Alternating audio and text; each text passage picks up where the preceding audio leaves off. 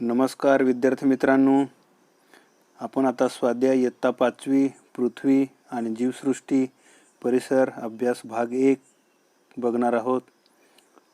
पहिला प्रश्न बघूया आता आपण. प्रश्न पहिला, काय करावे बरे? त्यामधील प्रश्न पहिला आहे, उन्हात फिरले की त्वचेवर चट्टे पडतात. तर विद्यार्थी मित्रांनो, याचे उत्तर आहे, उन्हात फिरले की त्वचेवर चट्टे पडतात. असे होऊ नये म्हणून उन्हात जाताना हातात हातमोजे, पायात पायमोजे घालावे, सोनकोट वापरावा, तसेच डोक्याला स्कार्फ बांधावा. यानंतर विद्यार्थी मित्रांनो, आपण आता प्रश्न दुसऱ्याकडे वळूया. प्रश्न दुसरा आहे, जरा डोके चालवा. यामधील पहिला प्रश्न आहे, सूक्ष्मजीव महत्त्वाचे का आहे? तर विद्यार्थी मित्रांनो, याचे उत्तर आहे, 1. सूक्ष्मजीव वनस्पती व प्राणी यांच्या मृत अवशेषांचे विघटन करतो. 2. वनस्पतींनी शोषून घेतलेले पर्यावरणातील अजैविक घटक पुन्हा पर्यावरणास उपलब्ध करून देतात, म्हणून सूक्ष्मजीव महत्त्वाचे आहे. त्यानंतर विद्यार्थी मित्रांनो, प्रश्न दुसऱ्यामधील दुसरा प्रश्न बघणार आहोत आपण. दुसरा प्रश्न आहे, समुद्रातून मिळणारे अन्न यावर विचार करा, माहिती मिळवा आणि 10 ओळी लिहा. विद्यार्थी मित्रांनो, याचे उत्तर आहे,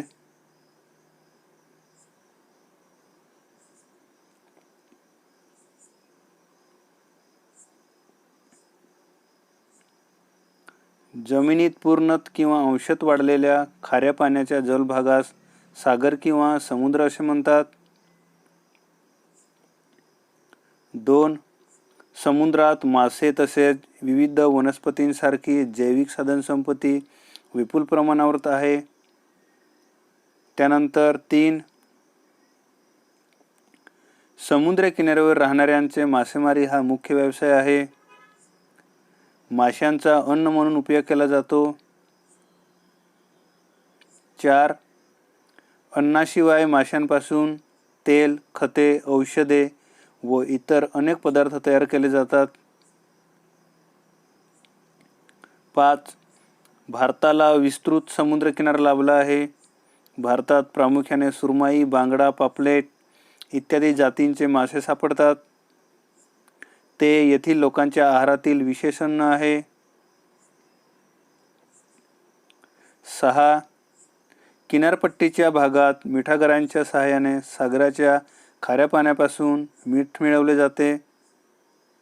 मीठ हे आहारातील मुख्य घटक आहे.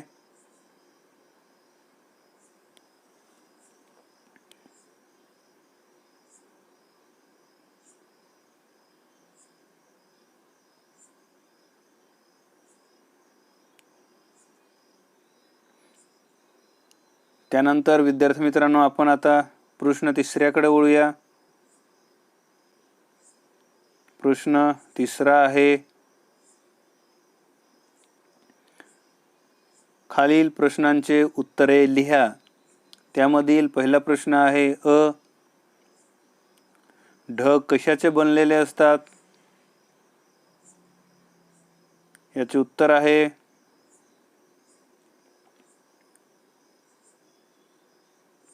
1. सूर्याच्या उष्णतेमुळे पृथ्वीवरील पाण्याचे सतत बाष्पीभवन होते. जमिनीतील जिरलेले पाणी ही सूर्याच्या उष्णतेमुळे वाफ होऊन हवेत मिसळते. बाष्प हवेपेक्षा हलके असल्यामुळे ते वातावरणात उंच जाते.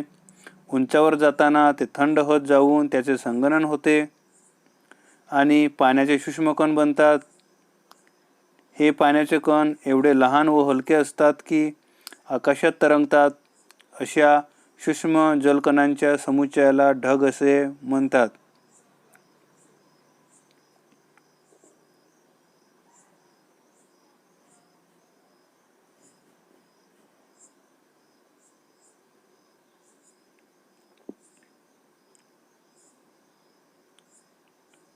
त्यानंतर विद्यार्थी मित्रांनो प्रश्न तिसऱ्यामधील प्रश्न दुसरा बघणार आहोत आपण.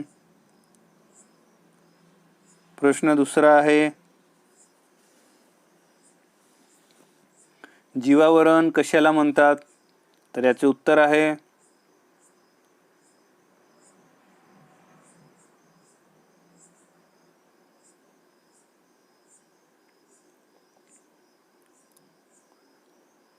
एक, पृथ्वीवर सगळीकडे म्हणजे जमिनीवर, पाण्यात व हवेत विविध प्रकारच्या वनस्पती, प्राणी व सूक्ष्मजीव असतात.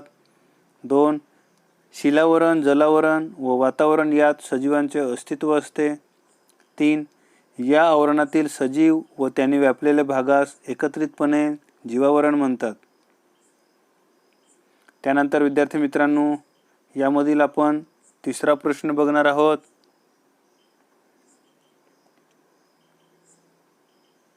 तिसरा प्रश्न आहे, तुमच्या परिसरात असणाऱ्या विविध भूरूपांची यादी करा. त्यातील कोणत्याही 2 भूरूपांची वर्णन करा.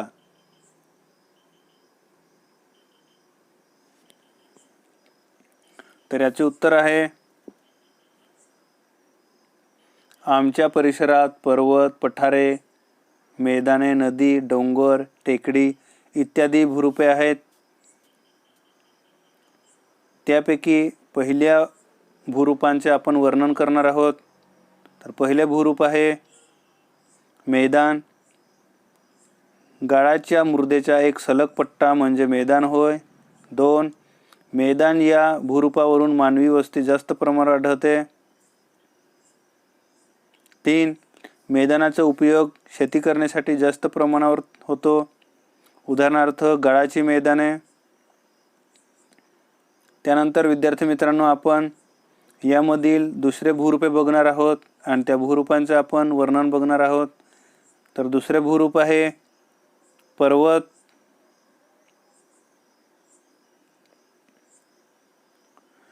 काही भागात उंच सकलपणा जास्त असेल तर त्या भागाला पर्वत असे म्हणतात. 2, उंच सकलपणा त्याच्या या गुणधर्मामुळे पर्वत इतर भागापासून वेगळा दिसतो. 3, प्राकृतिक दृष्टीने पर्वताचे अनन्यसाधारण महत्त्व आहे. उदाहरणार्थ सह्याद्री पर्वत व सातपुडा पर्वत.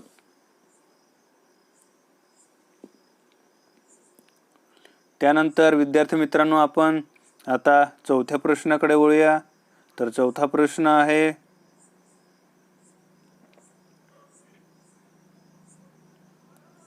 पुढील 2 वाक्यातील भूरूपदर्शक शब्दांना अधोरेखित करा.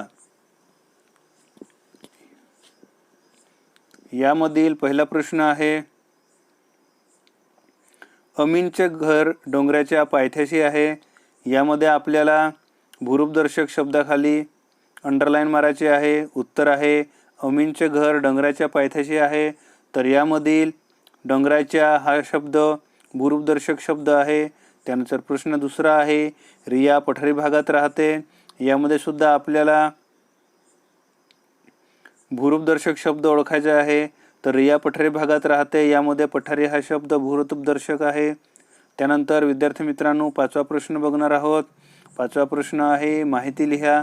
त्यामधील पहिला प्रश्न आहे बाष्पीभवन. बाष्पीभवनच्या आता आपल्याला माहिती बघायची आहे. सूर्याच्या उष्णतेमुळे पृथ्वीवरील पाण्याची वाफ होऊन हवेत मिसळणे यालाच बाष्पीभवन असे म्हणतात. 2, बाष्प हवेपेक्षा हलके असल्यामुळे ते वातावरणात उंच जाते. उंचावर जाताना ते थंड होत जाऊन त्याचे संगनन होते आणि पाण्याचे सूक्ष्मकण बनतात. 3, हे सूक्ष्मकण लहान व हलके असल्यामुळे ढगांच्या रूपात तरंगत असतात. सूक्ष्मकण एकत्र येऊन पाण्याच्या मोठ्या थेंबात रूपांतर होते. थेंब पावसाच्या रूपात पृथ्वीवर पडतात. 4, बाष्पीभवनामुळे जमिनीवरचे पाणी पावसाच्या रूपात पुन्हा जमिनीवर येते आणि शेवटी समुद्राला मिळते.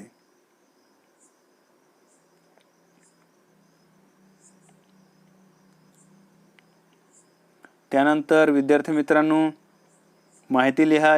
या प्रश्नामधील आपण दुसरा प्रश्न बघणार आहोत. त्या दुसऱ्या प्रश्नामध्ये सुद्धा आपण त्याची माहिती बघणार आहोत. तर दुसरा प्रश्न आहे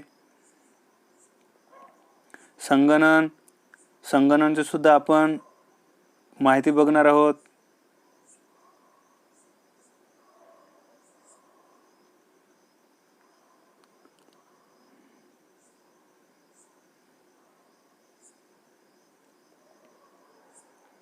उत्तर आहे बाष्प थंड होऊन त्याचे द्रवात रूपांतर होण्याची क्रिया म्हणजे संगणन होय.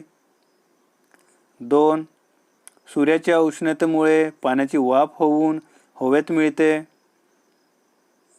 ते हलके असल्याने वातावरणात उंच उंच जाते. उंचावर जाताना ते थंड होत जाऊन त्याचे संगणन होते. 3. संगणनामुळे पाण्याचे सूक्ष्मकण बनतात. त्यानंतर विद्यार्थी मित्रांनो, यामधील तिसरा प्रश्न बघणार आहोत. तिसरा प्रश्न आहे ई आणि जलचक्राचं आपण आता काय करणार आहोत, माहिती बघणार आहोत. उत्तर आहे पाण्याचे बाष्पीभवन, संगणन, पर्जन्य या क्रिया अखंडपणे एखाद्या चक्राप्रमाणे घडत राहतात. याला जलचक्र असे म्हणतात. 2. पृथ्वीवरील जलचक्र सतत सुरू असते. यानंतर विद्यार्थी मित्रांनो, आपण प्रश्न 6व्याकडे वळूया. प्रश्न 6वा आहे कोणतेही 2 उदाहरणे लिहा. त्यापैकी पहिला आहे हवामानाशी संबंधित असलेल्या घडामोडी. त्याचे उत्तर आहे ढग, पाऊस, पर्जन्य, धुके, वारे, वादळ इत्यादी. यापैकी कुठलेही 2 उदाहरणे तुम्ही लिहू शकतात. त्यानंतर दुसरा प्रश्न आहे पाणी उपलब्ध असणारी ठिकाणे. त्याचे उत्तर आहे विहीर, कूपनलिका, सरोवर, तलाव, नदी इत्यादी. त्यानंतर 7व्या प्रश्नाकडे वळूया. प्रश्न 7वा आहे जलचक्राची नामनिर्देशित आकृती काढा. या पद्धतीने आकृती काढायची आहे. त्या आकृतीला बाष्पीभवन, उष्णता, संगणन आणि पर्जन्य या प्रकारे नावे द्यायची आहे.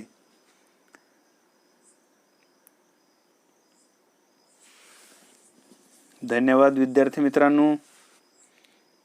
माझे यूट्यूब चॅनल लर्निंग जिओग्राफीला सबस्क्राईब करा, लाईक करा आणि बेल आयकॉनला दाबा, म्हणजे पुढचे व्हिडिओचे अपडेट तुम्हाला लवकरच तुमच्यापर्यंत पोहोचेल.